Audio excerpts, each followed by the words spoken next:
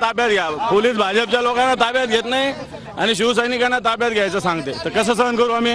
Police म्हणतायत की ताब्यात घेतलंय म्हणून. कुठे घेतले ते दिसते ना तिथं रस्त्यावर. आता होते इथं ते आणि त्यांच्या दोन्ही कार्यकर्त्यांना ताब्यात घेतलं असं म्हणणं आहे. आधी ते भाजपचे जेवढे तेवढे घ्या.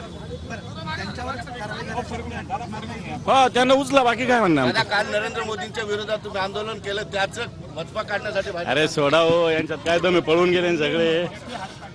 हे काय आमचे लोक आले तर पळून गेले सगळे. तुम्ही म्हणताय पळून गेले, पण आणखी दुसरीकडे म्हणताय इथंच आहेत म्हणून इथं बसलोय. महिला आहे म्हणून महिलांना कसं आम्ही काय बोलणार? आम्ही काय त्यांच्यासारखे का पालतो? आता या बसण्याचा अर्थ काय घ्यायचा? पोलिसांनी काय करावं? त्यांना ताब्यात घ्या, बाकी काय नाही.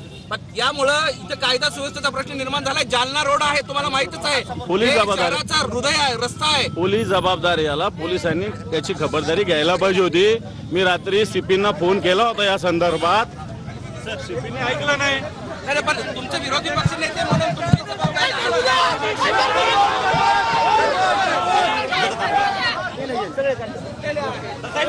या ठिकाणी भाजपचे कार्यकर्त्यांना हटवलं असल्याचं पोलिसांनी येऊन अंबादास दानवेंना सांगितलेलं आहे.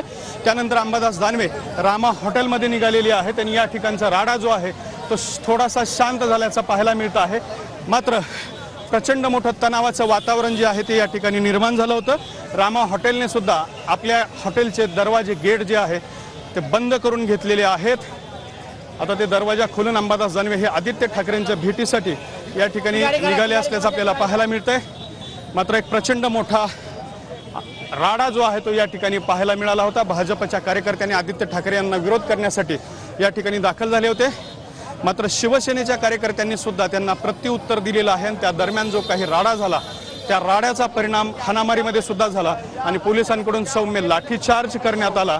लाठीचार्ज नंतर हा राडा जो आहे तो अंबादास दानवे यांची समजूत घातल्यानंतर थांबलेला आहे. मात्र भाजप आणि ठाकरे गट शिवसेनेचा प्रचंड मोठा राडा आज या ठिकाणी पाहायला मिळाला.